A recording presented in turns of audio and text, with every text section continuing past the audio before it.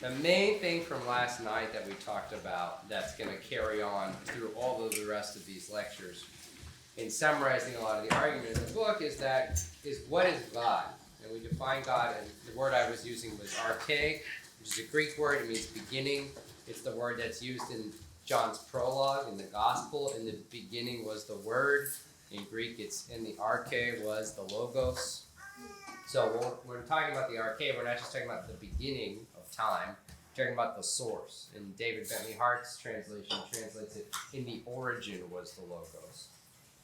So why does this matter? Because God is the source of all things. He is being itself. He is life itself. He's goodness itself. And we also talked about last night how he's love itself. And that has to do with the Trinity and so forth.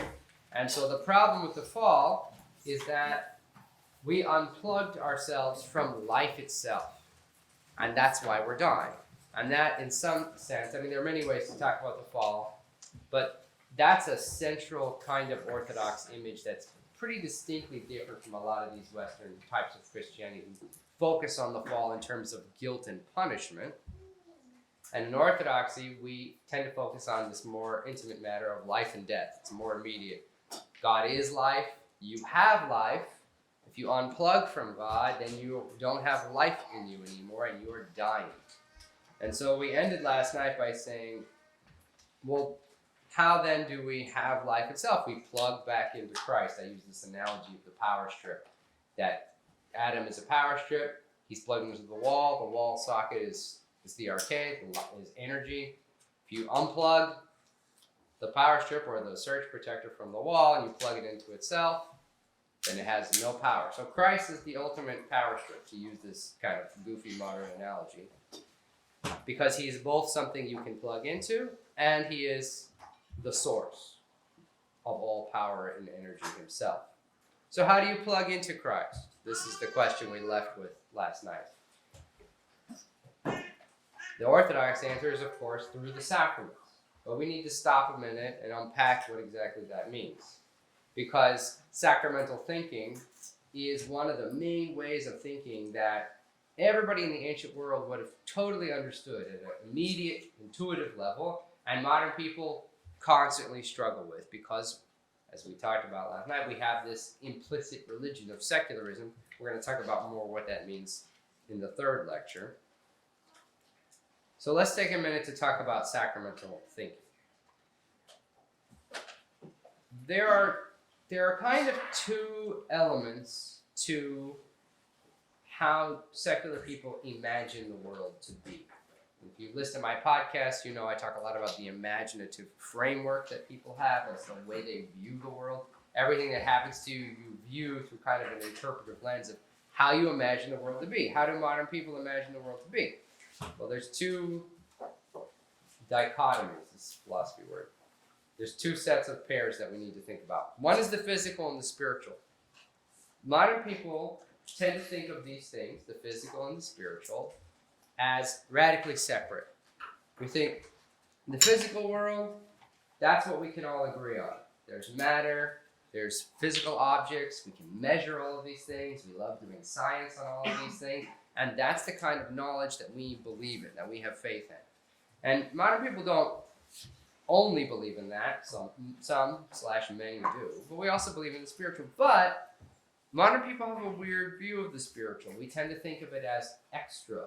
We call it supernatural, right? There's the natural world, and we're all on the same page about that. But then above it, somehow, there's the supernatural world. And anything extra that you want to believe in, extra in addition to the physical world, that's got to go in this supernatural category somewhere else. You might believe in ghosts or spirits or the gods or God or whatever your weird religious beliefs are. We put them in this little box called the supernatural, and you're allowed to believe in those things. You're allowed to have your own opinion about them. But that's not part of the way we see the world together as a culture. That's not something we share. It's your opinion. It's just your opinion. And this disconnection between the physical and the spiritual, even in the words supernatural and natural, super means above in Latin. It's above the physical, above the natural world. That's just sort of systemic to how modern people think about things. And you might think, okay, well, what other way would you even think about it? Because if you're religious, you think, well, I do believe in all those supernatural things. And I have all these arguments for why you should believe in this or that supernatural phenomenon or entity or whatever. Ancient people did not think this way. They thought in a totally different way. For them, and I mean across all ancient cultures, the idea that was that the physical and the spiritual were fundamentally interconnected. They could not be separated. Every physical thing for them had spiritual content. And every spiritual thing, just about every spiritual thing, had some kind of a physical manifestation. You see this all over the Old Testament, the ancient Israelites, everything that they do that's spiritual is physical. The tabernacle has to be shaped a certain way. The priest has to wear a certain kind of vestment. They have to do all these physical things. They have sacrifices. They light incense. Their religious system looks a lot more like ancient paganism. It's closer to that than it is to any of the kind of modern religions that we have now, because the ancient Israelites, the ancient pagans, everybody realized that you need to light incense, you need to offer sacrifices, you need to have an altar, you need to have sacred space that you worship on. Everybody in the ancient world just knew this. That's obvious to them because for them, this is back to the imagination, their imagination of how the world worked was not that the supernatural was somewhere else. They didn't have this word supernatural. They had this idea that the spiritual and the physical could not be separated. You could encounter the spiritual through the physical. That was the only way to do it. So, of course, they had all kinds of sacred spaces. Example I like to use is that when the Romans would make a new province, they'd mark off the boundary for where the new area would be. All the government bureaucrats would be there writing down, exactly where the province boundary would be. And the priest of whatever that deity was going to be who governed that area was going around sensing, because the act of making a new land, a new space, was as much a government state act as it was a spiritual, religious act. Because for them, the physical and spiritual were completely tied up. They would have had no idea what we meant by separation of church and state. You'd have had to make them understand what that meant first, and they probably would have laughed at you. Because how do you separate the question, what is the moral nature of reality, spiritual question, from the question, how do we run society, government question? Those aren't separable. Not really. We pretend like they are. That's a different thing. We'll get into that later. So one of the implications, if every physical thing has spiritual content, is that everything has meaning. There is no just a tree, or just a pot of water, or just anything. We love this word just as modern people. Love is just a chemical reaction in your brain. We like to be reductionist about everything because we only believe in the physical at a broad cultural level. But everything has intrinsic meaning to it. Colors had intrinsic meaning, numbers, shapes. And you might think, that kind of sounds kind of superstitious. The answer is yes. Because where superstition comes from is the idea that nothing is accidental, merely physical, etc. So every ancient culture has always had all kinds of, especially sacred geometry, sacred shapes. The cross is a very old symbol. And you see all kinds of manifestations for it all throughout all different cultures. Triangles, all kinds of sacred geometry, because ancient people, and astronomy too, which they would not have distinguished from astrology because it has intrinsic meaning in it. The whole world is full of meaning. It's run by gods, there's spirits in everything, and every physical act, even every act of statecraft, is a spiritual thing. A good example of this is the vampire mythologies that come out of Romania, an Orthodox country. So why do all these things, I don't know, I'm not talking about Twilight, I'm talking about the old, traditional, good old-fashioned kind of Gothic vampire stuff. There's all these symbolic things that are going. The cross repels the vampire. He can't be by the cross. Vampires can't cross running water because the running water is alive. It's a sign of life, and the vampire is undead. Garlic is alive. It's a very potent herb. And so this repels the vampire because it's this sign of life. And he, of course, is undead. And that mythology, that set of imagery, that the vampire can't physically do these things because they have intrinsic spiritual meaning to them. And we should not be surprised because it comes out of Romania. The vampire, because you see, the vampire, they lay in the coffin this is how we lay in the coffin because they were Romanians. So the whole vampire mythology comes from Orthodoxy, actually. Another good example, if you know anything about fairy lore, fairies are physically unable to break their promises. They physically cannot because the word and the action are the same because words are magic. You all know that words are magic. Somebody calls your name, it gets you, So you have to kind of re-enchant your imagination to understand what's going on with the sacraments. And some of these old folklore things are helpful because they come out of an older culture where people saw things like words and vows and promises and signs. You put the sign of the cross up to stop the vampire. They have intrinsic spiritual meaning because the physical world is full of spiritual content. There's another thing that's a little technical, but I still want to get into it because I think it's very important. So it has to do with how we think about knowledge. So I said there were two things. One is the physical spiritual thing. The other is going to be about knowledge. Now, this is a little abstract. You think, well, how do you know things? This is an old philosophy question. How do you know what you know? And it's not just an annoying middle school question. How do you know that you're not really dreaming right now? But this ended up being, that kind of question ended up being one of the central questions of Western philosophy, starting with René Descartes and haunting the rest of Western philosophy until now, which was this problem of how do you know things? And the answer that the Western world sort of came to was to split, again, we love these dichotomies, to split knowledge into two categories, the objective and the subjective. This is going to sound a lot like the natural and the supernatural. The objective is what you can know. You can verify this. How? Through a method, through science. Either pure reason or what we call in philosophy empiricism, just meaning things you can touch and measure. So, good example. We get in a disagreement about the boiling point of water. I always give this example. I have to switch into Celsius, right? It's 100 Celsius. And if we disagree about this, you can say, don't take my word for it. We go to the kitchen, we measure, we get a thermometer, and you prove it to me that it is in fact 100 Celsius. And that's an example of objective knowledge. It's not dependent on anybody's opinion. It's something we can measure, we can have verifiability about. We love this in the modern world because then there's no argument. And then we make all these horrible robots and science and things. I'm sure we'll talk about later.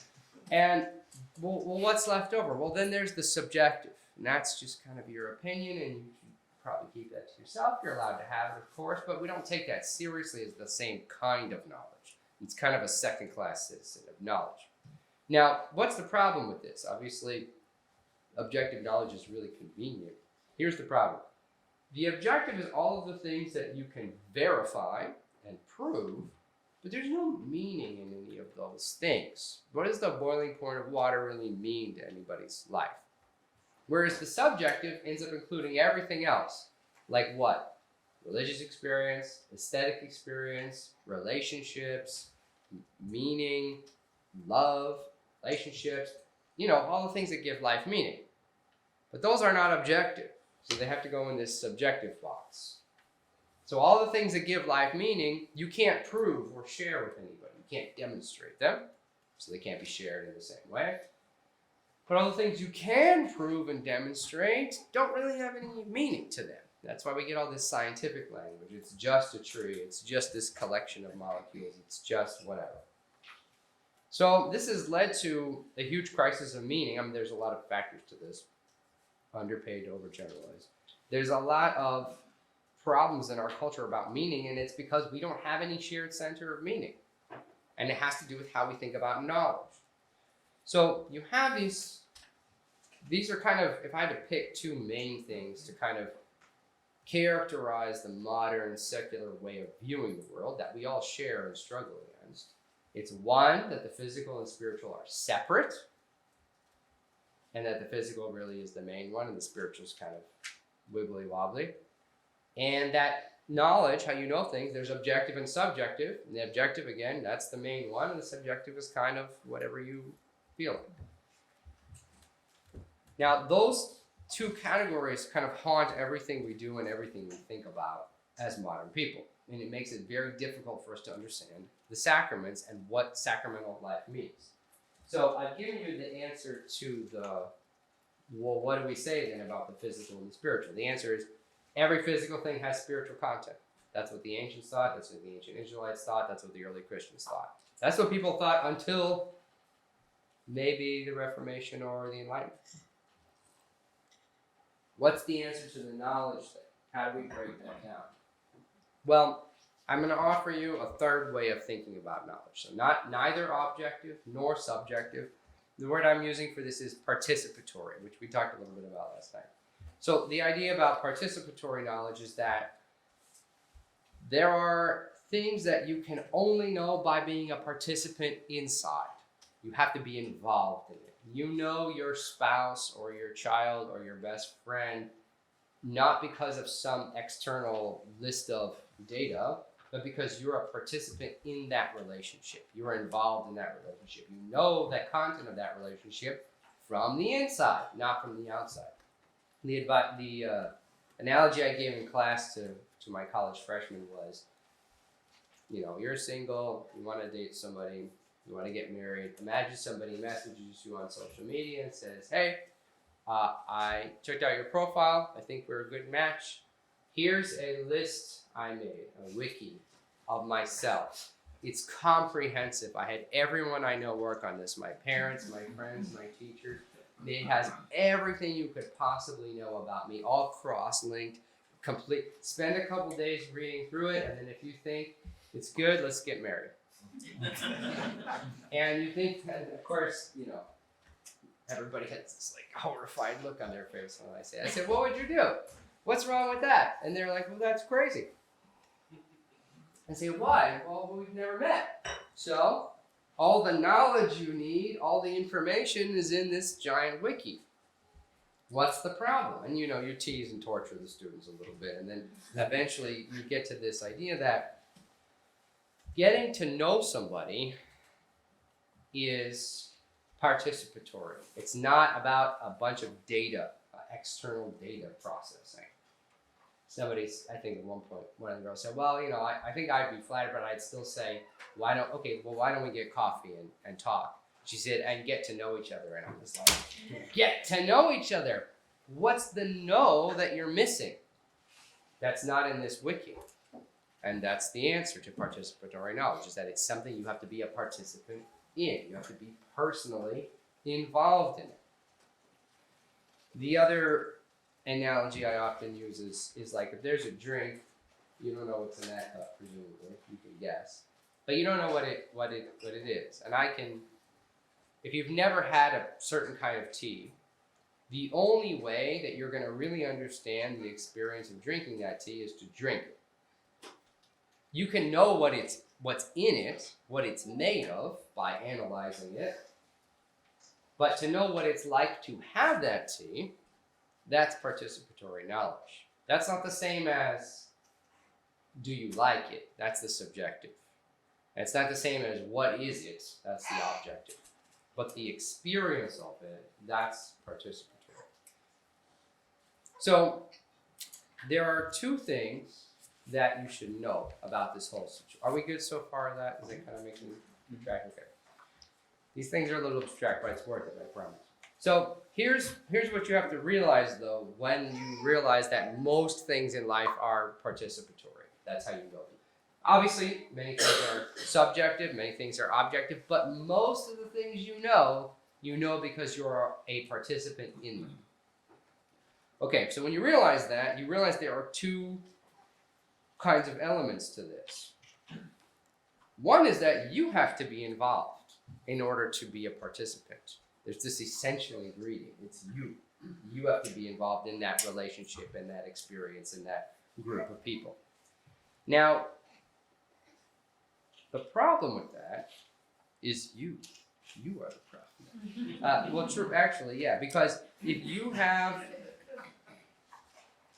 if you have certain blinders on about life, that's going to affect your ability to know things. So if you're really kind of depressed and morose and you think nobody likes you, and then you're around a group of people and they actually do like you, you may not be able to realize that because you have these blinders on. Or if you're really angry about it, and you're just angry all the time and you see everything as an attack, everyone's insulting you all the time, you're blinded from what's actually going on. So to be a good knower of the world, to actually know what things are, you actually have to have virtue. And this is not something that we talk a lot about in our society, because we think if you just have the objective knowledge, the facts, the information, the data, then you know something. You need to research this. I've read up I know I'm an expert on this thing. It's like, well, here's the thing. We talk about bias a little bit. Well, everybody's biased. That doesn't cover it. Not really.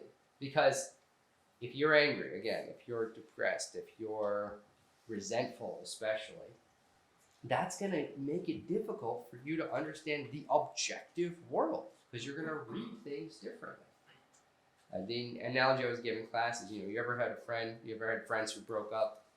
This is college age. Friends who broke up, and your friend's talking to you. This happened to me, and he was going on and on and on about how awful she was and blah, blah, blah. And I'm sitting there thinking, like,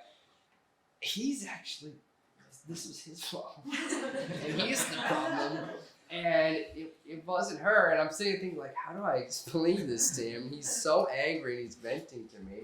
And I'm like, so you're the problem, but I don't know how to tell him that, because why? His resentment, he was very resentful, made it so he was unable to have real knowledge of the situation. In other words, your vices can remove you from reality. Less in touch with reality. I'm sure you see this in confession all the time. And I know this about myself too. I mean, a little bit, but it's like we've all experienced this, right? You're in a mood, and you have to be shaken out of it, maybe by a good friend, because this is what it means for knowledge to be personal. That doesn't mean subjective. This is very important. You have to make this distinction. If knowledge is subjective, that means the world means whatever you want it to mean, whatever you feel like. I don't believe in that. That's your truth. This is my truth. That's not what we're talking about. The Christian position is that everything is personal, because the universe is made of persons, and it was made by a certain group of 3 persons. Group? That's not right. You know what I mean. Cover my head. You know what I mean. So everything is personal. Reality is personal. The arche is personal, the source of all life. And so to be a person, you have to interact with reality, you have to be a person. And you interact with reality better to the extent that you are a whole person. This is what the Christian life is about. And here's the second thing that kind of takes the objective, subjective thing and throws it out the window. The Christian idea is not that truth is abstraction. It's not a data point. It's not something out there that you go, oh, I found this truth. You pick it up, nice, and you put it in your pocket. That's not what we're talking about. The Christian claim is that truth is a person. Christ says, I am the way, the truth, and the life. He is the truth itself. So if you want to know truth, you have to know Christ. The people who encounter truth anywhere, in whatever walk of life, whatever religion, whatever worldview, if you encounter any truth, that truth comes from Christ. He is the truth. Obviously, in Orthodoxy, we have the fullness of the truth, but there's parts, in part, through a glass darkly, all over. People can access this in little ways. And so, if you want to know the truth about reality, you have to know He who is the truth. So you have to have a personal relationship with truth himself, which again requires you to have a certain level of control over the passions, and so you're not blinded by resentment and fear or whatever. So virtue actually is an essential part of being a good knower of reality. Just basic. I gave this talk one time. The guy raised his hand and he said, I'm a physicist. Will being a saint make me a better physicist? And I said, yes. Yes, it will. Just because then you'll be able to see the world better. I'm reading St. Porphyrius right now, and obviously, holy man, very incredible life, and he could just see through things. He could look and he could see the mineral deposits in the hills, and he could see the roots of the trees. He could see all kinds of things that just the physical world. He could see it all just by walking around. And that's like, where are there minerals in the hills is not something you associate with spiritual knowledge. It sounds practical, but everything is spiritual. This is back to the physical and spiritual thing. So this is a good place to stop if we want to. Okay,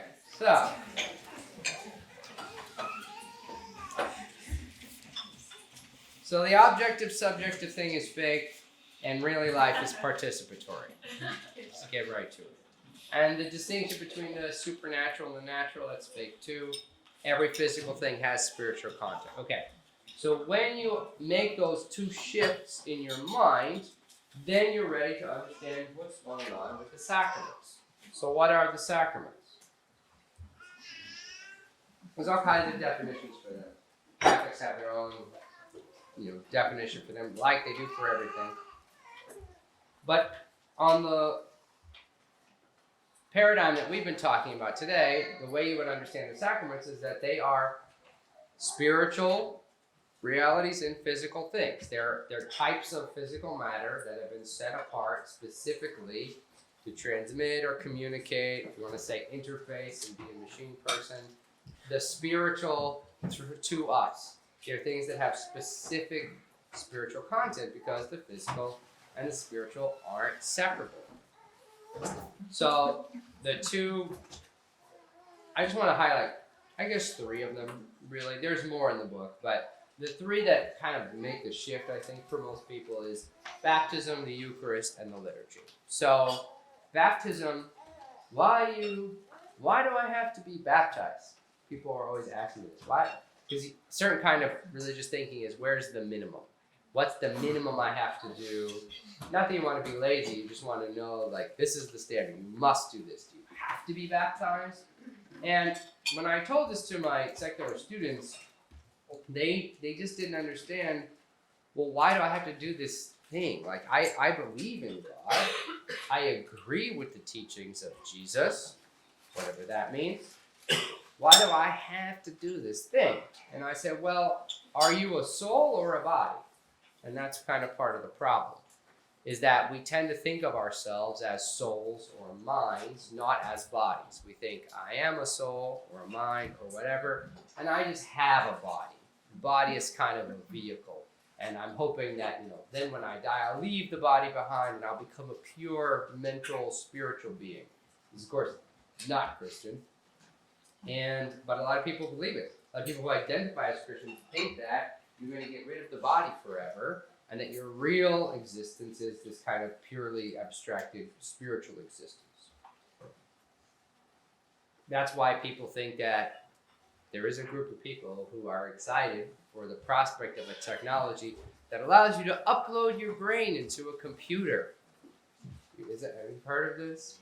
People really think this, and they're really looking forward to it. And I just don't understand how that won't kill you.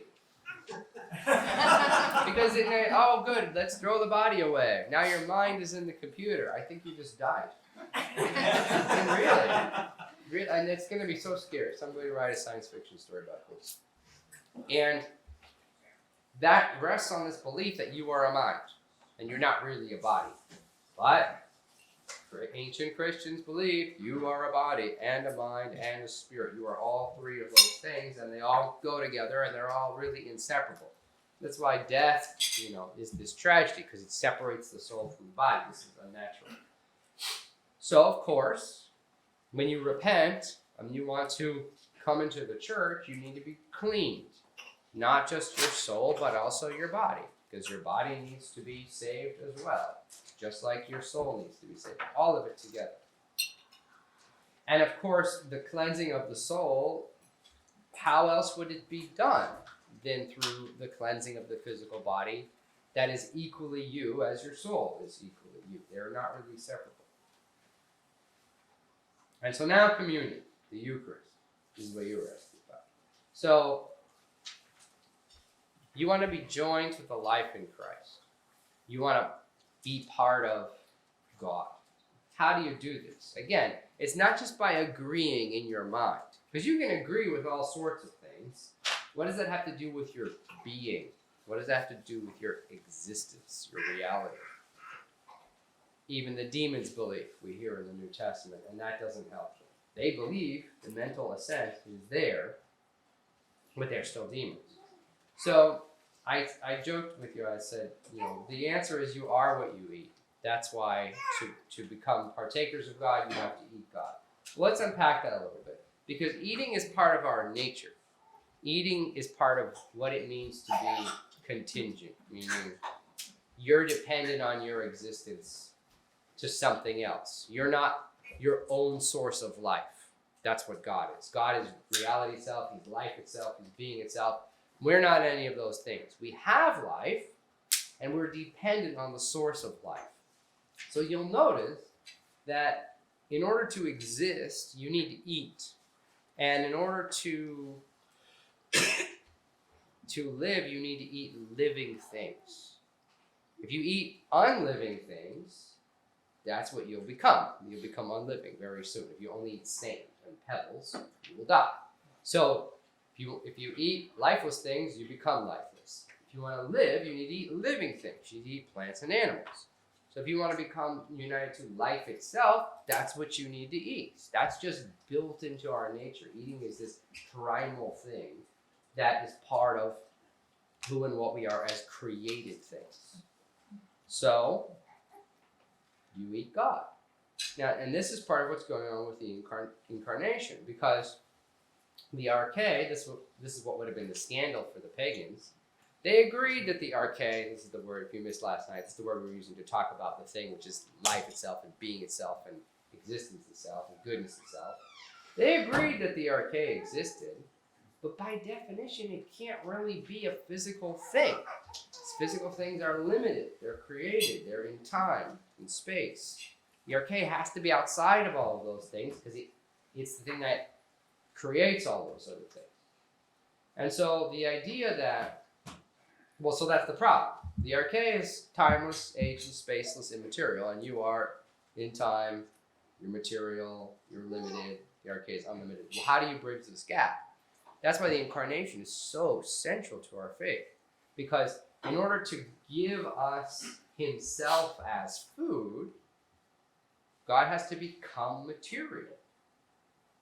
So he becomes incarnate as Christ, the God-man, who is both. This is why this formula is so important. He's fully God, so he is life itself, but he's also fully man. He's physical. And so he can give us himself to eat. Now that gap is bridged. And this is something that is sometimes this is difficult for my Protestant friends, because their conception, this is a very Western conception, is that the purpose of God coming down to earth is to die on the cross for our sins. That's the central focus. That's been such a Western thing that comes from scholastic Catholicism. It goes a long way back. Father John Strickland called this Savrocentric, meaning cross-centric. The whole of theology is focused on the death on the cross. That's what saves us. But the Fathers teach us that Christ was always going to become incarnate regardless of the fall or no, because he still needs to bring the creation to its fullness. The Fathers talk about how when Adam and Eve are made, they're incomplete. They're not perfect. Perfect is a Latin word. It means complete. So they're not complete yet. They can't have the fullness of life because they're immature. They were just made. They're young. They're babies. And so there always needed to be this process to bring Adam and Eve to completion. That presumably was always going to involve the incarnation and the Eucharist, regardless of there being sin. That's a big paradigm shift for Western thinkers. It's also part of this business where a lot of times in this Protestant rhetoric, we need to go back to Eden when everything was perfect. It's not a patristic way of thinking. We're going past Eden to the kingdom of heaven, which is greater. It's a new Eden. It's a new Jerusalem.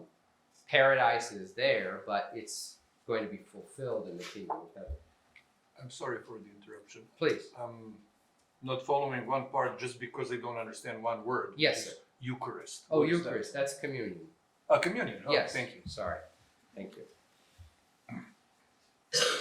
So you have to take communion, you have to eat the Eucharist because it's God. So the liturgy. This to me is the best example of, these other arts are, of course, each one is mind-blowing, but the liturgy to me is kind of the best way I've been able to kind of capture the physical and spiritual dynamic that we're talking about. So this is a question I got all the time from students. Well, why do I have to go to church? And why do I have to go to this particular church? I thought God was everywhere. Why can't I worship him anywhere I want to?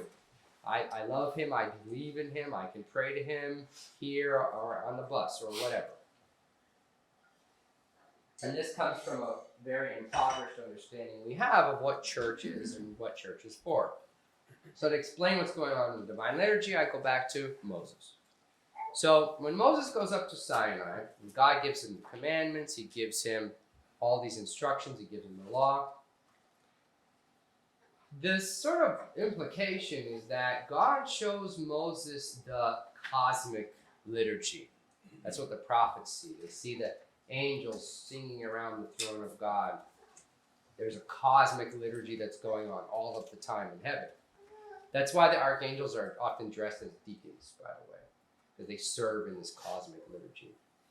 And so that's why God says to Moses, you need to go down and make the tabernacle according to these exact measurements. If you've ever kind of struggled through the Pentateuch, you know it's got everything is very exact. This many cubits wide, this many cubits, this has to be made of this material, this has to be made of that material, and you can't make it into this material, this image goes here, and it's very, very exacting.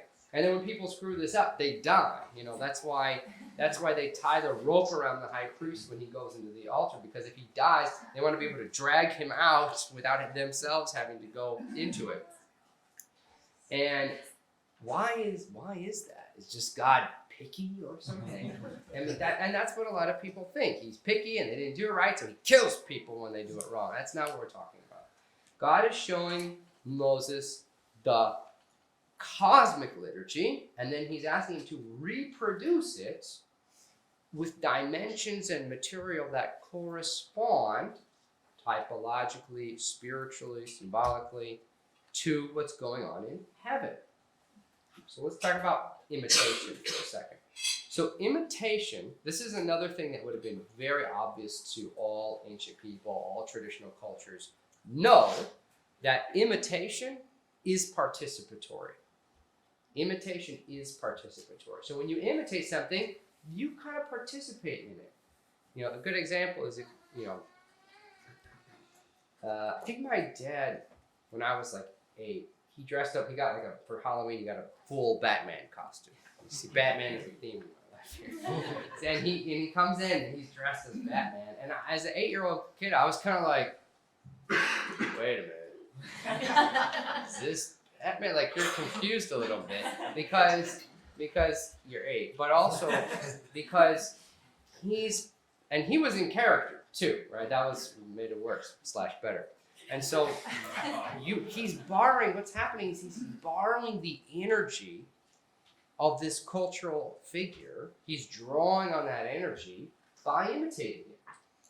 That's very intuitive, actually. That's why masks are used and cosplay or whatever, like role play, is used in all of these different kind of traditional religious cultures. So, you know anything about Japanese culture, their Japanese festivals, these cultural festivals, they wear all these kinds of traditional masks of spirits and demons and different kinds of characters. And they do these kind of role play things because they're participating in the cosmic story of culture. And that's also very intuitive. Why is this? Because this ancient idea is that imitation, when you imitate something, you actually participate in it. It really. And so the idea here is that when Moses and the Israelites are able to imitate the cosmic liturgy in the right way, they actually participate in it. And that's why there's all these ritual purity laws about interacting with the temple, because it's not just God being picky, this is heaven actually. Not in fullness, in part, in a little bit, but that little bit is real. That's why people died when they interacted with the Ark of the Covenant incorrectly. Because, you have to think about it like you would understand why we need to put on a full body hazmat suit or whatever to go to somewhere where there's radiation and do a nuclear power plant. There's something broke in a power plant. They got to wear those big full suits, because radiation is dangerous. And so that's the understanding about the spiritual energy of the universe, is that God is the uncreated light. He's the fire that gives birth to all the cosmos, that creates everything. You can't just touch this willy-nilly. You have to be prepared. So, what does this have to do with us? Well, our liturgy is a continuation of the liturgy of Moses. We're the only people still practicing the same liturgy that Moses practiced. So, the continuity is all there. There's the Holy of Holies, there's the altar. The Holy of Holies, the screen, is our ikonostasis. The way it's divided, the narthex, the nave, it's all based on the temple. And the altar has all of the fulfillment objects that were in the Ark of the Covenant. So instead of the budded staff of Aaron, we have the budded cross. Instead of the tablets of the law, we have the book of the gospel. Instead of the jar with the bread, that was the manna from heaven, we have the bread that's used for the Eucharist, for communion. So the whole Christian liturgy is the Israelite liturgy, but fulfilled, transfigured, baptized, however you want to say it. So we're in direct continuity with that thing that God showed Moses. So therefore, when we celebrate the divine liturgy, we're imitating the cosmic liturgy, and we're really participating in it. So when you go in there, little building, cute little Holy Nativity Church, it's heaven. Every temple is heaven. In a little bit, the Father's call is a foretaste. That's why you don't talk in church. That's why you don't check your email in church. That's why, because you're in the presence of the throne of God. And if you were fully real, you would see the angels there singing with you in the choir. I'm going to steal a story from Father Bishop Irene Stringberg, some of you know. He wrote Beginnings of a Life of Prayer, fantastic book. He was at our parish, and he told the story when he was a young priest, and he was very embarrassed by this. He'll forgive me for telling him, but he told us so. He was a young priest, and he had this little altar boy who was, being a little boy. And he couldn't get this little boy to sit still. And he's trying to serve the liturgy. He's stressing him out. So he tells the little boy, listen, he's desperate. If you stand completely perfectly still for the rest of liturgy, you will see the Holy Spirit descend on the gifts. You'll see it. As a little boy. And so then he forgets about it and he serves the liturgy. Have you heard this story? No, but I've had the exact, so it's a very similar experience. Okay. And so he serves the liturgy, and then afterwards, Father's divesting. He's a priest at the time, and the little boy is just kind of like, and he's like, "What?" He goes, "Well, I believe what you said, but I didn't realize how beautiful he'd be." And of course, then Father Irene was like convicted because he just told this kid this to shut him up, but then it didn't happen because of the purity of heart of the child. And so then we grow up, we become complicated adults and resentful from all of our pain, and then we don't see anything. But the kids see it, and there's always stories with these saint stories where little kids see things that we don't see it, and so he's able to see and experience the liturgy as what the liturgy really is. And all of this only makes sense if you accept that the physical and the spiritual are fundamentally, inseparably interconnected. So That's why all of these things, it has to be made of this material, because this material, gold has a spiritual meaning. These shapes have spiritual meaning. These colors have spiritual meaning. It's not just we made this up. This is how the universe works. And we put it together like this, and now we can imitate and participate in the liturgy. And I always have to point this out to people, because a lot of people, maybe it's more where I go, but a lot of evangelicals think that modern day Orthodox Jews are doing the same thing that they do in the Bible. And they don't. There's two different religions, if you don't know this. Modern rabbinic Jews, Orthodox Jews, do not practice the law of Moses. They can't practice the law of Moses because the temple's gone. Temple, if you don't know, the temple was destroyed in AD 70. And it was never rebuilt. So without the temple, they can't practice the law of Moses. So they had to make up a new religion that kind of gets done around 500 AD with the final version of the Talmud, somewhere in there. So it's a medieval religion. So modern day Orthodox Judaism is a post-Christian medieval religion. They don't practice the law of Moses. They don't celebrate the divine liturgy. So we always say, well, we're the Jews. We're the Israelites, because we're still celebrating the same liturgy that Moses celebrated. Trivia for you. Okay, so when do we want to end this lecture? When you're ready, we can start doing questions and answers. And Lunch is at noon. Lunch is in. lunch is at noon, so that gives us 45 minutes for questions and answers. Or do you want to say a couple more things before that? Well, I've got two other things to this, so we'll go like 15 more minutes maybe. So, okay, so given that we have the sacraments, we're unplugged from the arcade, we're trying to plug back in, we plug back in through the sacraments, cool. So why is there still evil in the world? Why are there still problems? Why does it not look like heaven on earth? And we have this utopian impulse. Many people argue, I think maybe Oswald Spengler's the first one to argue that all of Western civilization is sort of this reformist impulse to make utopia on earth. He thinks it goes back to the schism. He's not Orthodox, so I thought that was interesting. And there's this whole bit about the problem of evil that we always deal with. If God is good, why do bad things happen, etc. Maybe you know this. I'm not going to get too much into it. If you're interested, it's in that chapter in the book. The short answer is that God has to give us free will. Although, because if he just forces us to be good, then we're not really free. If you want to have love, you have to be free. If I put a gun to your head and say, you're going to be my best friend now. Are we really best friends? No. So there has to be freedom in love. And so God gives us freedom.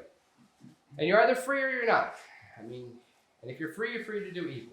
So that's just kind of how that goes. That's a standard philosophical academic defense of that, and I go into a little bit more of that in the book. But the real important thing about evil that is so uniquely Christian that I want to communicate to you guys is how do we understand what evil is? And the classic Christian idea goes all the way back is that good and evil are not two equal and opposite forces.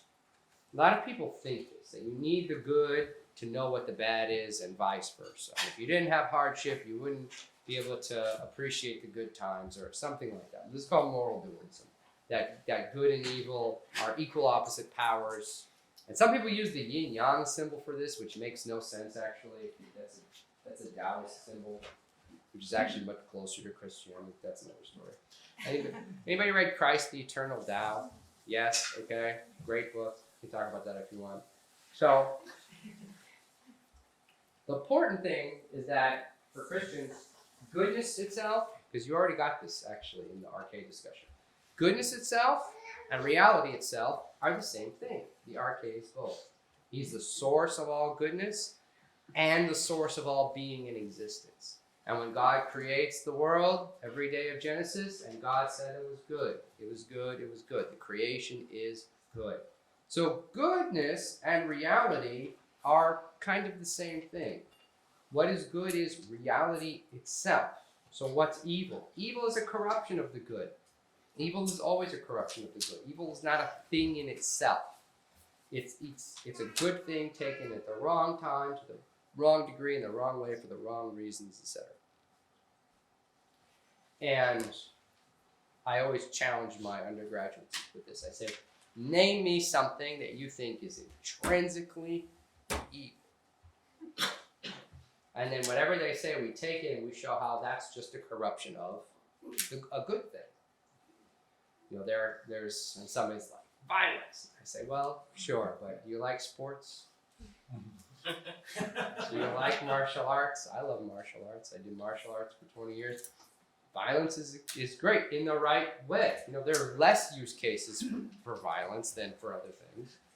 But cruelty, that's a corruption of the desire for dominance and for glory in sports or whatever. And obviously there are sexual abuses, and I say, but sex is good, right? And then and you pick anything, and you can show, if you do this activity with yourself, you'll find that every evil thing is just a corruption of a good thing. So good exists on its own, independently of evil. You don't need evil for good, but you do need good for evil. To have evil, to be evil, to do evil, you need to borrow or be a parasite on the good. Anybody read C.S. Lewis's Screwtape Letters? Yeah, it's a classic book. The devil in that is lamenting. He's like, we haven't figured out how to make any virtues. All we can do is steal them and screw them up. And one day we'll figure out how to make our own. And it's satire, and it's very funny, but it's true. Because Lewis is drawing on this very old Christian concept that goodness is reality itself. Evil is a corruption. Evil is really, in the ultimate analysis, nothingness. It's kind of non-being. It's the move away from God. Because again, when you realize that God is reality itself and goodness itself, when you do evil, you both move away from goodness and from reality. You become less real the more evil you do. You feel that. Your spirit deadens and narrows. If you've ever been addicted to anything, you know how that feels to be, your whole scope just narrows in and you can't think outside of these things. So, this is an interesting image, I thought, that makes this point, which is that Christ didn't defeat the devil through force. In all of these mythologies, one god beats another god in some kind of contest, and sometimes it's physical, sometimes it's mental. They outsmart each other, they outmaneuver each other. Christ does nothing to defeat the devil in a certain sense. He is captured, he is tortured, he is killed. All passive things. He doesn't need to do anything because he doesn't need to use force to defeat death and evil, because he is life itself. And life itself can't die. He is the life. So goodness can't be overcome. In doing nothing, evil just dies on its own. So remember our Paschal imagery where death swallows up Christ, and then Christ just does nothing, and death spits him out. It's embittered, because to eat life itself, death can't handle it. Evil cannot be in the presence of good. Sometimes you're around certain kind of people who are very colored by kind of evangelical, modern Jewish fusion, and they think in terms of these categories of cleanness and uncleanness. And they think, oh, well, God's so pure and good, he can't bear any evil to be around him. And God needs to be, if you've heard this kind of imagery, the conception is almost that God needs to be protected and separated. He's clean and we don't want anything dirty to get on him. And that's why we have to separate ourselves or all these things from God. But that's not true. God is the consuming fire. He burns up everything. And if you want to not be burned up, you become holy. You become the burning bush. The burning bush is on fire, but it's not consumed. And then God tells Moses, take off your shoes because you're on holy ground. So this is a holy spot.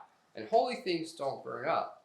And the same imagery gets used for the Virgin Mary. She is the burning bush who's not consumed because she's holy. She can hold the fire of God in her womb and not be consumed by it. This is in our hymnography. So, good is the ultimate reality. And so that's why this is another thing I have to deal with a lot. Suffering and evil are not a part of God's plan. Evil is not a part of God's plan, because that would make God the cause of evil. This is an easy trap that people fall into. Well, there's some evil thing that God permits or causes sometimes, according to them, and he's using it to bring about some greater good or whatever. That's actually crazy to me. It's crazy because it makes God the cause of evil. And God is not the cause of evil. He is goodness itself. He can't be the source of evil. He is the conqueror of evil that we cause through our misuse of free will. That's the good news, is that Christ is kind of leading us in this glorious revolution. It's a cosmic revolution. It's not against one or another instance of suffering or injustice, but against all suffering, all evil, all injustice. It's a cosmic revolution that kind of culminates in the ultimate overthrowing of evil. And it's happening now. It doesn't look like it. If you guys have been reading Paul King's North's new book and getting depressed, then maybe you don't feel it. But it is, because death has already been conquered. All evil has already been conquered. And all of this is just kind of the death rattle of the kingdom of darkness. And this is another important distinction between us and a lot of kind of older Catholic thinking, is that the kingdom of heaven, we talked about it before, the kingdom of heaven is not somewhere else. It's here right now in the liturgy.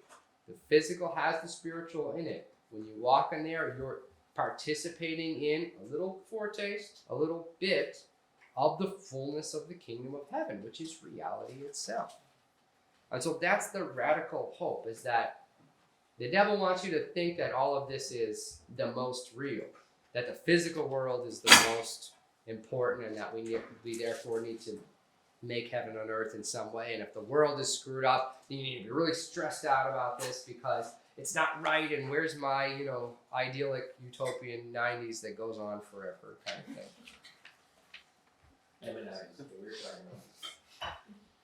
And it's not here, because what we're looking for is the kingdom of heaven, and it's dawning. Like the sun is coming up right now.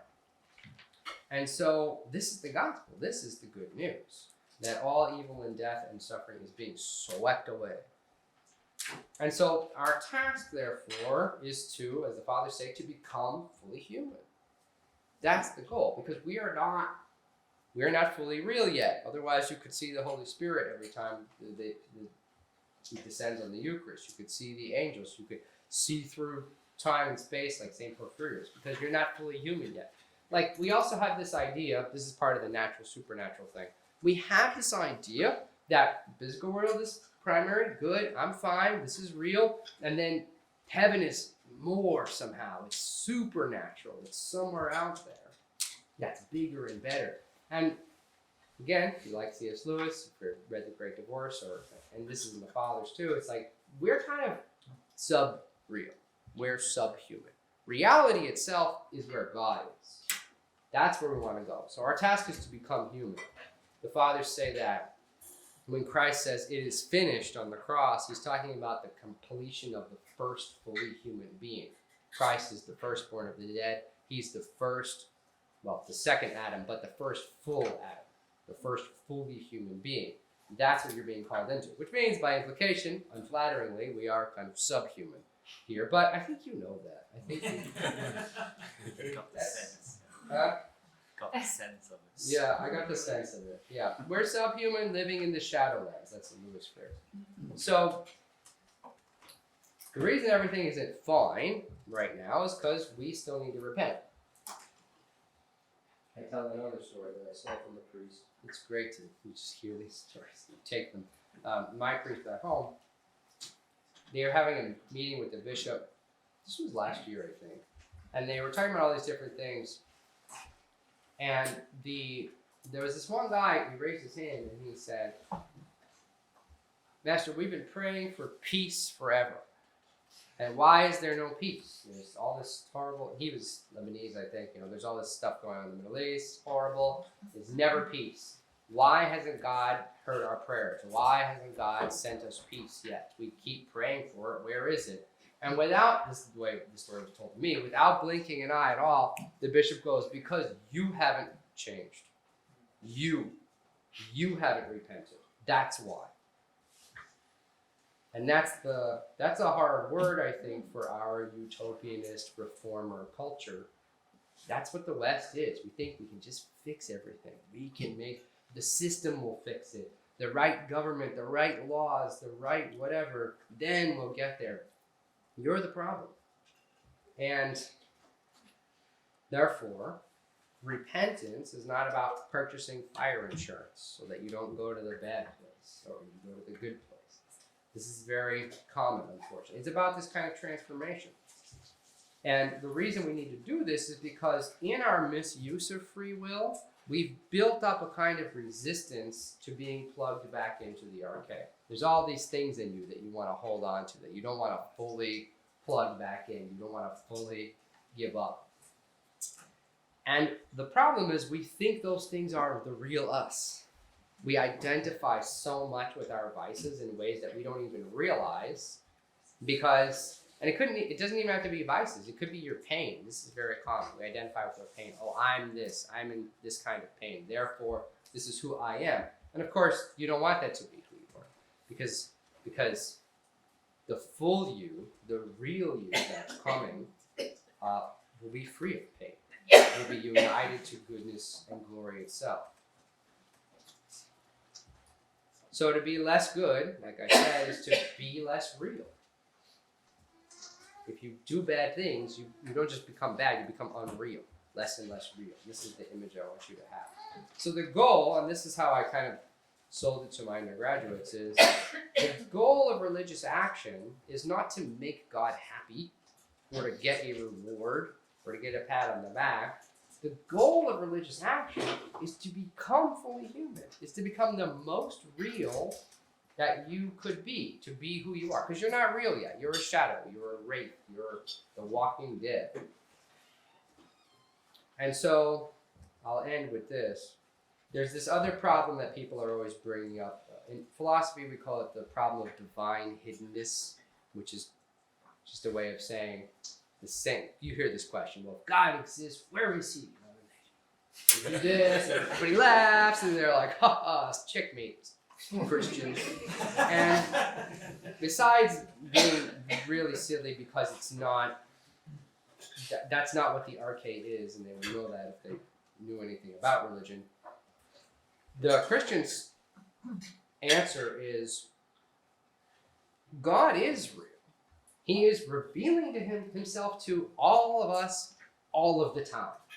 The reason you can't see him is not that he's hidden, but because you're blind. If you were fully real, you could see God. And the saints do.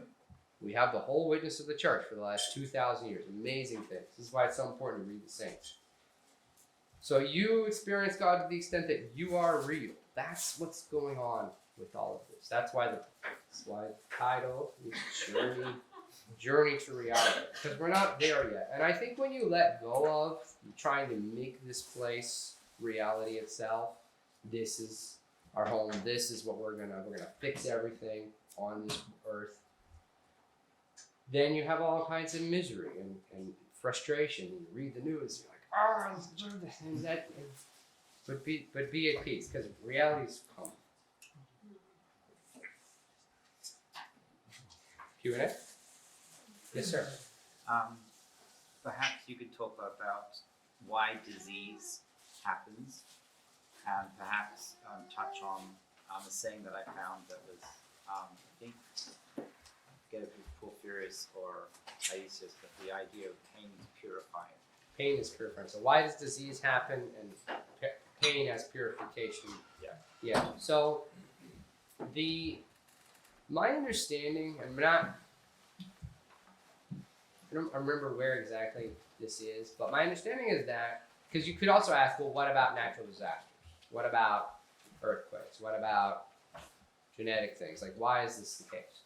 And the answer is that we're all interconnected. So Adam is supposed to be the priest of creation. He's supposed to govern. He's the crown of creation. Obviously, Adam means Adam and Eve. They steward creation. They continue to build creation. Paradise isn't complete. God gives Adam work to do. Name the animals. Cultivate the garden. There's things to be done to bring the earth into order. And this is man's destiny. It's his responsibility, in fact. So when the fall happens, there's a separation between man and creation.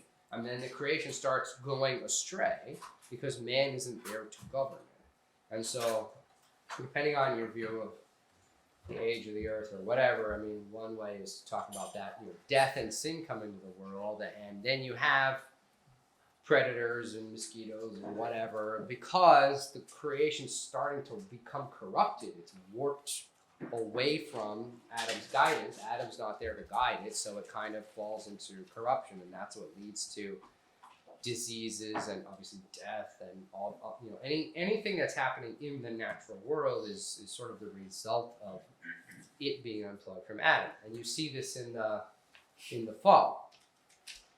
God says to Adam, "What happened?" And he says, "The woman did it." And he says, "Eve, what happened?" She goes, "The serpent did it." And so you have these two separations.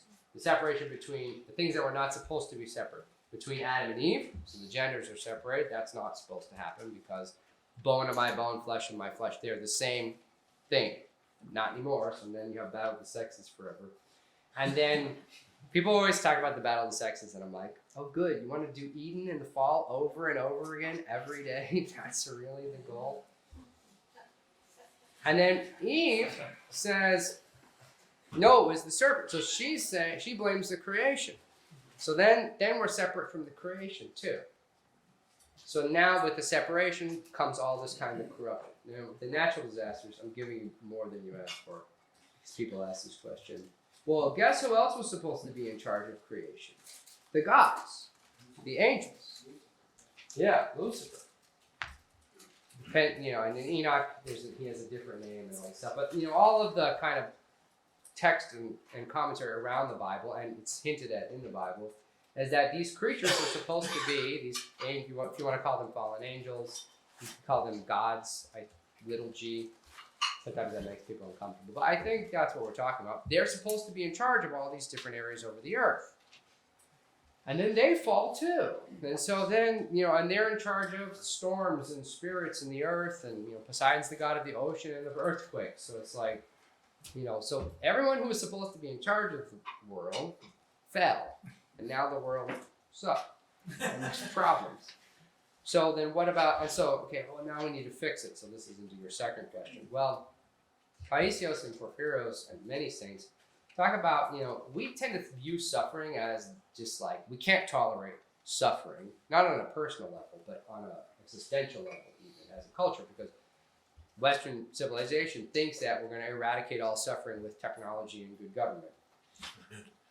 You see how that's been going. And so suffering is actually this existential threat to the promise of utopia. Because of suffering, we have to argue this away somehow. We have to alleviate it. Immediately we give you painkillers. Why is our whole medical system built on treating symptoms? You can't stand suffering. It's actually a spiritual malady that we have, the way that we see the world. And of course, the saints talk about how suffering is a path to glory. I mean, we were talking about this last night. This life is purgatory, if you want to put it that way. Obviously, we don't believe in purgatory exactly, but this life is purgatorial. This life, you're paying for your sins now.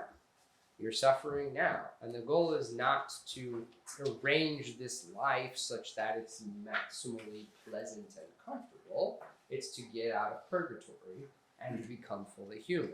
And so whatever thing has happened to you in your life, all your different suffering, many of you know that I'm fleeing the mold in my house, and we've all been coughing and sick, and we're staying at my dad's, and it's awful, and I'm sick, and my daughter's sick, and I was in confession, and my priest goes, your prayer needs to be, thank God for the mold.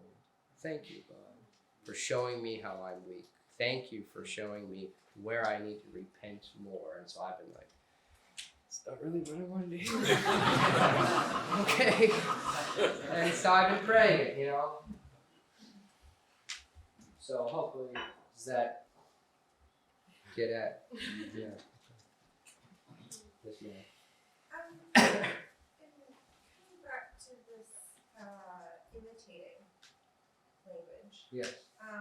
You said, I probably wrote it down wrong, when you imitate something and you participate in it, this, if I'm not mistaken, this then opens us up to danger because we can imitate demons Yeah. and demonic things. Yeah. Even not so much as the people you've encountered who are full on, you know, engaging in these demonic actions, but when we're imitating, so how would that work though when we look at like reenactments or like we see movies now like Man of God or the St. Paisios where you have to have actors who are imitating evil beings or unkind, unruly people. Is this a, I don't know what I'm trying to say, but it affects them. What do we Yeah. So if you don't hear, the question is that, you know, if imitation is participatory, what about when we have to imitate? When we do imitate demonic things, or like the example is an actor has to play a bad role. I mean, I think it does affect people. I mean, you all remember Heath Ledger's sad story where he was playing the Joker, who was a psychopathic. I mean, the Joker is an image of the devil. We're back to Batman. We're back to Batman. Journey to Batman.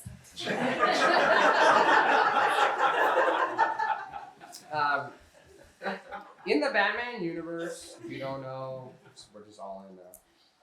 The Joker, all of the villains have this kind of origin story canonically about, you know, I talked about this last time, about how they have some pain or resentment that they choose to lean into and become wicked rather than to repent. And the Joker doesn't have one because the Joker is kind of a type of the devil. He just is evil. He just kind of represents evil and chaos in that universe. And so Heath Ledger, famously, in Nolan's version, played a great Joker. Everyone loved it. And he went down a very dark path. So, I mean, I feel like there's concern with that. And then, you know, I don't know, if you play the devil in your high school play, I don't know that that's the same thing. I mean, if it doesn't surprise anybody, I was a little bit in theater and I was always typecast. My typecast is the devil. You know, that's the, oh good, you could be the devil.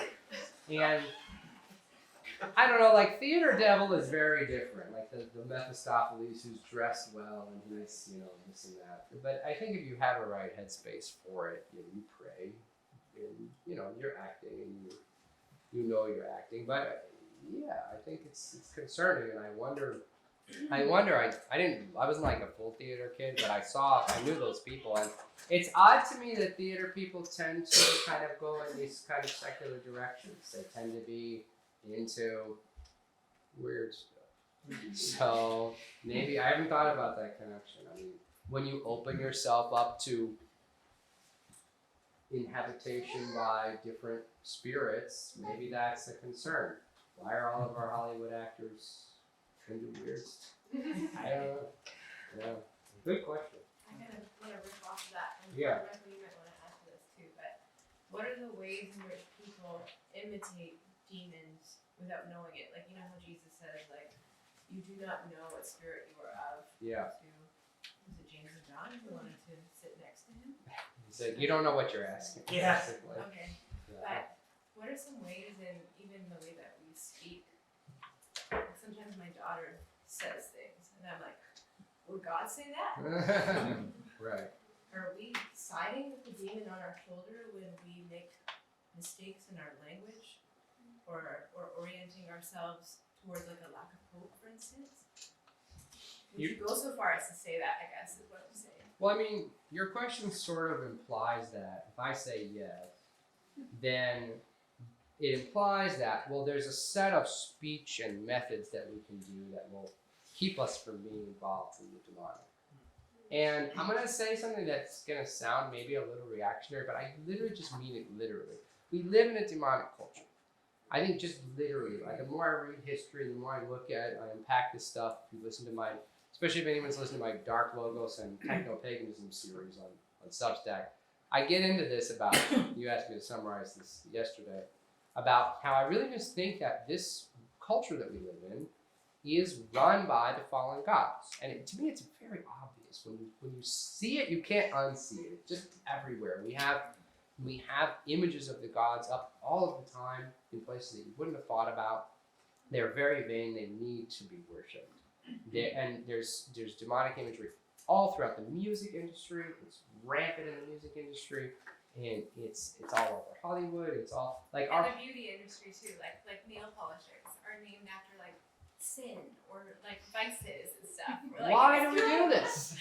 We have Pride Month. Like, I don't understand. Like, it's everywhere, and so much of, I don't know how it is in Canada, but I mean, so much of our imagery at the capital of the United States is occultic and Masonic. I mean, it's just there.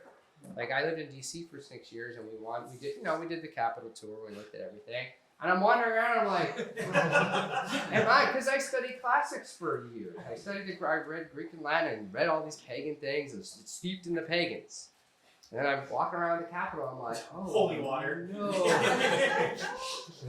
Like, you walk into the Lincoln Memorial. The Lincoln Memorial freaked me out because he I mean, whatever you want to say about Lincoln, he did do seances with his wife at one point. This was when seances were sweeping the nation. It was a huge craze. Everyone was at the seance table. That's a whole other thing. Next series on the roots of everything, by the way.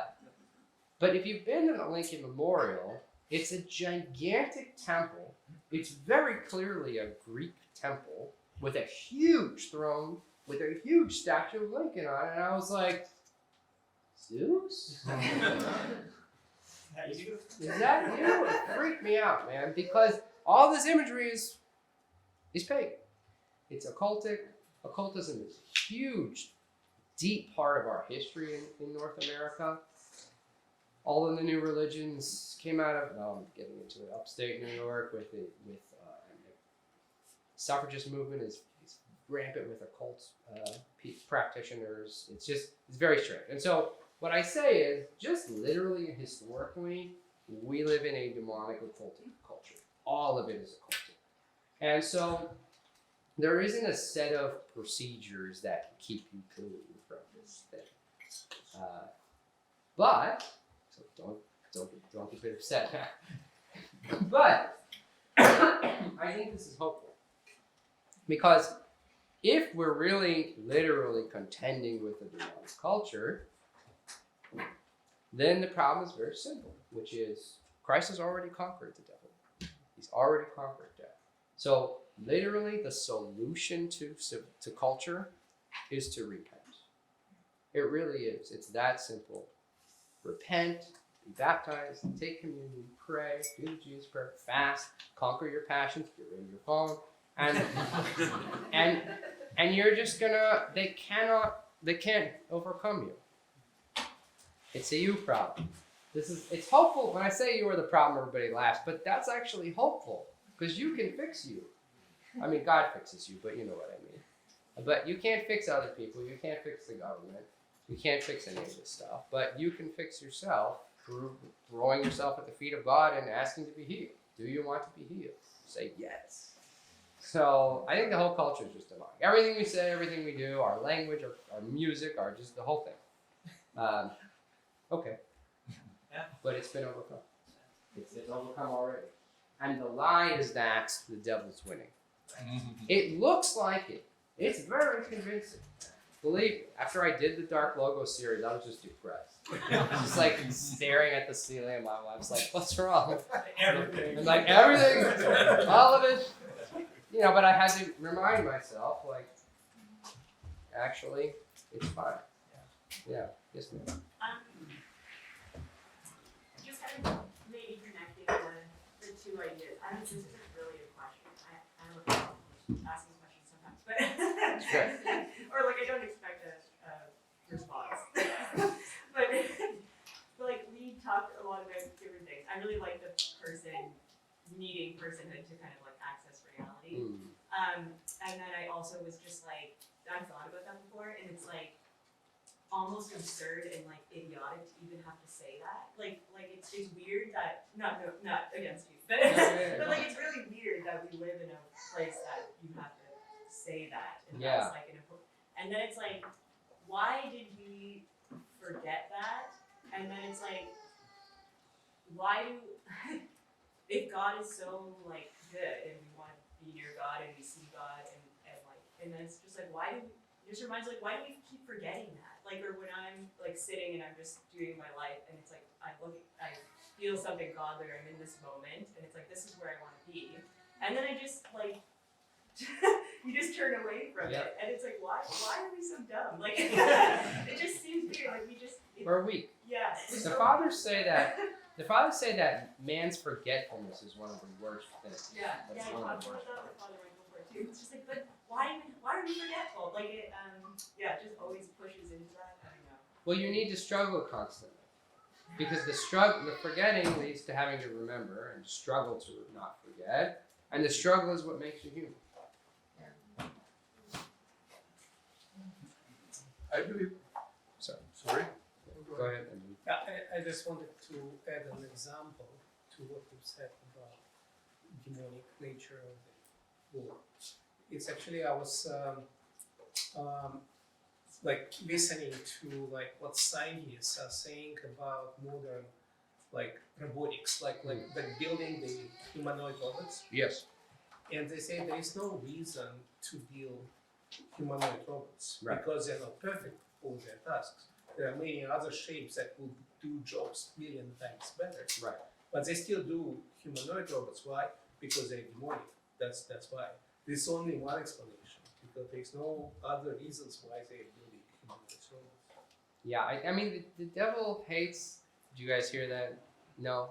The observation is that, obviously robotics is next after AI, because we need to give these things bodies. But we don't have to build them in the shape of humans. They'd be way more efficient to be built in some other robot shape that like does whatever task it does more efficiently. Why do we need to make them look like human beings? That's less efficient for a machine. We all know that. Because you make a coffee machine, that's a simple example, that makes coffee. Why do I need to make a robot that pushes buttons and pours? You don't need that. And the only explanation is that it's demonic. And so I would unpack that by saying, I did a whole series on this on my podcast, why this might be the case. But I think the devil hates man. He hates the image of God in us. And he wants to cripple and dehumanize us and replace us and mock us and maybe wipe out humanity and just have robots. I don't know. I'm not part of that meeting.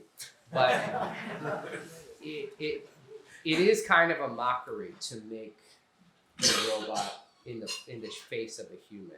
Or, if you want to be a little less humans all the time, the hubris of the sort of technocrats who are really just more Enlightenment thinkers is that they are God.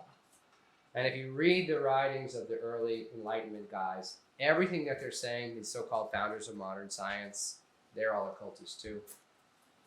They think that the goal of science and technology is to make man God. It's just there in their journals. And so they will become the lords and possessors of nature. That's what Descartes says, Francis Bacon says, it's basically the same thing. And so to make a human that's artificial is kind of a spiritual achievement that sort of fulfills the promise of the Enlightenment thinkers to become God. So yeah, it's very. That's like I say, this whole culture is demonic. It's like, and it goes back to the Renaissance humans. It goes back to the Enlightenment guys. It goes back before there was a nation of Canada and the United States. When it was just old world, they were working on this project. So that's why you can't get out of this culture, because the whole Western Hemisphere was founded on these ideas. So here you are. We make the robots and now we breathe the death into them. Yeah, we breathe the death into them. Yeah, that's. I was just going to to continue your discussion, sometimes I feel that sometimes when I look somebody doing something evil, okay, if I'm angry, then I would say this is stupidity. I somehow this is stupid. Yes. You know, if I can look at detached with not much emotion, let's call it lack of understanding. I see that person is detached from reality, doesn't understand reality. So maybe to get to your story about getting detached from reality with evil and need to repent. For repenting, you need some understanding. Yeah. If I don't understand that I'm doing evil, I won't repent. I will Right. keep on doing it. But interestingly, sometimes I wonder, like, if I adopt purely atheistic mindset, there is no life after my body dies. Why would I be an ethical person? Yeah. If I steal from this person to gain something, lie to this person to gain, I'll have a better life. I've seen so many times in my life it's easier to be unethical, actually. Yes. You know, and after that, it doesn't matter if I was, ethical. But still, the hardest atheists have God's commandments ingrained into their mind. Yes. People who don't believe in anything, they still have that. Don't steal. Don't. Yes. It's not good. They don't know why. And they make up all these explanations for it. Yes, partially why people hated and killed Jesus is exactly because he was reality, because he was showing them reality. This is who you are. This is the reality of you. Yes. Who they didn't like. Yes. Although maybe the Roman soldiers were just following orders and they didn't know what they were doing. But didn't St. Longinus, who was the centurion, he converted too? Mhm. He was the one who stabbed Christ with the spear. He became a Christian. Oh, really? Yeah. I didn't know that. Isn't that right, Father? Yeah. Yeah. Wow. Is that why Jesus was quiet when he was asked, when Pilate asked him what is truth, and he just stood there and was quiet? And he's like, There it is. Here it is. Yeah, I think a lot about that. Pilate's really interesting because he doesn't want to do it. And his wife has a dream and we don't know what the dream was. I think there's an Ethiopian tradition that Pilate and his wife became Christians later, but that's Not Pilate, That's- his wife is Saint Claudia in Ethiopian or in our tradition? in our church. Okay. Yeah. I think the Ethiopians think they both converted. Okay. I'm not sure about that, but it's interesting because there's clearly a story there that we don't get the rest of it. Any question? Okay. Is it possible that gaining too much authority or power, like political leaders have, can more easily lead you into like the passions of anti-life? I'm not sure because we have saints who are political leaders too, and I do enough sinning without political power. So yeah, I'm not sure, but I mean obviously I wonder too because we have this idea that power corrupts that's very deep in our sort of anti-hierarchical culture, but I always thought that was weird because when you really break it down, I think that's based on, and I'm not saying you're saying this, but I think it's based on this kind of Calvinist idea that people are inherently depraved and you can never trust a human being, can never give a human being power because inevitably if we give a person enough power, that person will become corrupted. And I just think that's not a Christian idea because it denies the saints, that it says power wins ultimately over virtue. But in fact, we have beautiful emperors and empresses who are saints and rulers. So I'm not sure what you had in mind, but that's what I think of. Yes. Sir. I was thinking about about absolute power corrupting people. Would it be better to twist it in that it's corrupted people seek out power? Would that be a better way of It's corrupted people's. corrupted people seek out power? Oh, corrupt people seek power? Yeah, I mean, you because if you only believe that this world is the only life, and you want, I mean, what are you going to do? You want as much power as possible, and we use power to do what? To get pleasure. Because what else are you going to do? There's no goodness. There's no eternity. So, yet the reverse is certainly true, because you need power to satisfy all your earthly appetites. Yes. I would say actually that the power doesn't corrupt people. Yeah. People, power enables them to express their true nature. Yes.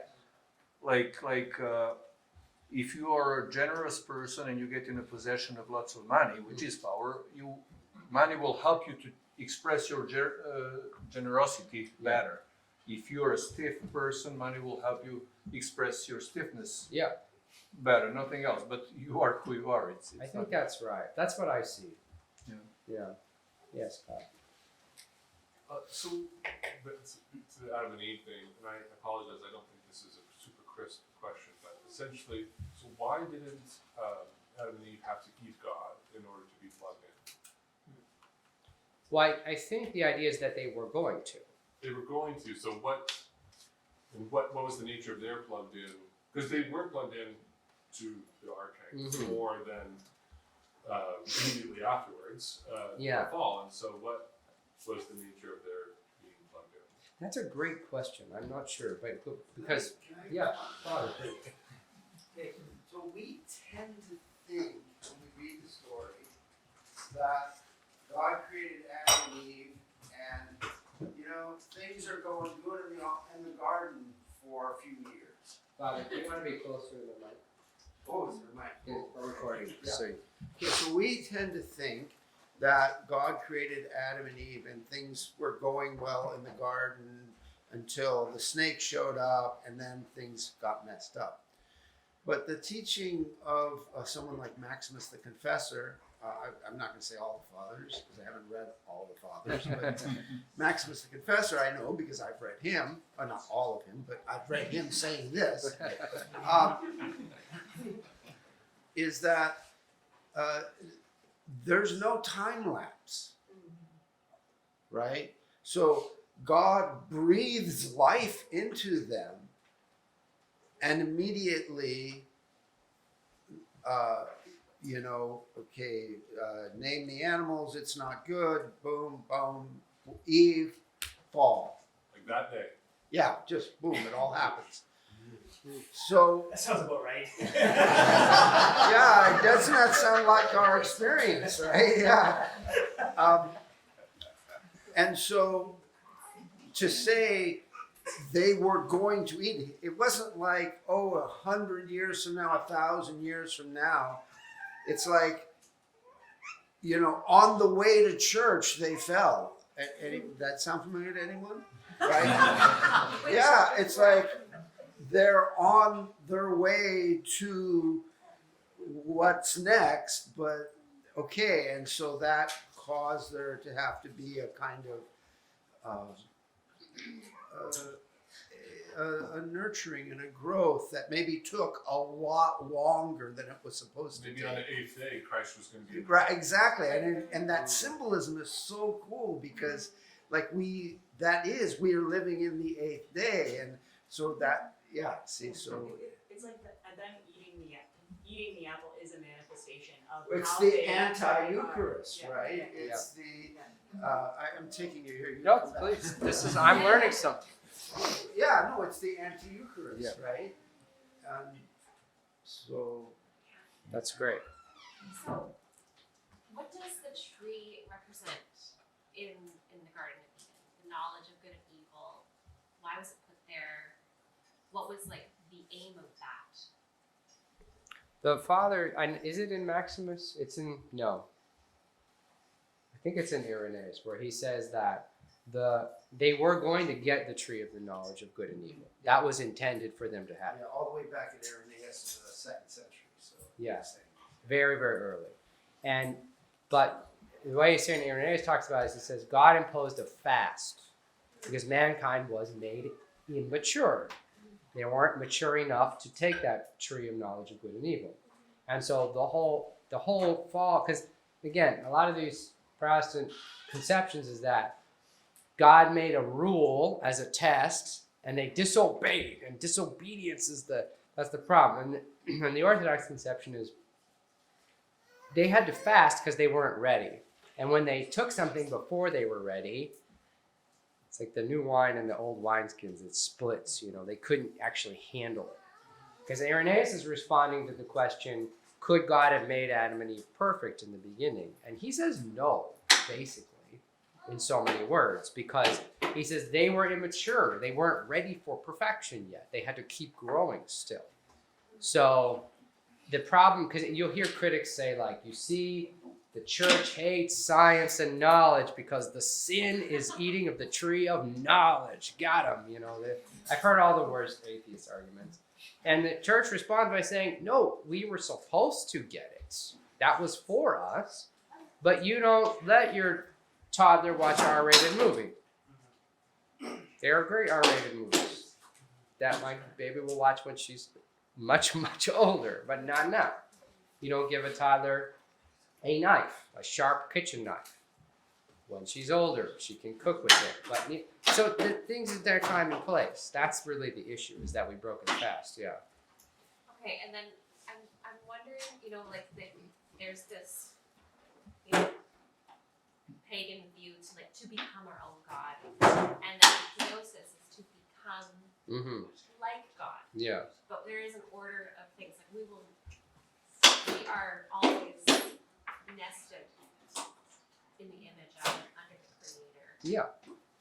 And that was kind of how creation was too. Like nested into Adam. to be good, but to become complete, right? Like we were created to become complete Yeah. in Christ, like within God. Yeah. And always, yeah. Yeah. Yes. Yep. That's right. And in the New Testament it says, don't you know you are gods? St. Paul even uses this language. And, we're post-pagan, and we have this idea of monotheism. So we think, no, those things are fake. Zeus is fake. And Zeus is real, but he's fallen. And we're going to judge the gods. For some of us are, I guess. So I think it's interesting that there's 12 Olympians who run Olympus. And then they're deposed. And who is in their place? The 12 apostles, maybe. This is my kind of image. And so, man, being the true vessel of God, takes the place of the old gods who fell through their lack of virtue. So we will be as God, not in a weird Mormon way, but in a way that we partake of the divine energy, and because God, the Father title is so important. Stop in a second. This will be the last question. God's the Father. And your Father wants what? He wants to bring you into his life. From the beginning, he has Adam continue creation. Tolkien calls this sub-creation, co-creation, whatever. Adam, name the animals. Adam, steward the garden. We're here to be part of the making of creation with God because he's our Father who loves us, who wants us to be part of his life. That's what we're being drawn up into. We'll stop there. All right, that's it.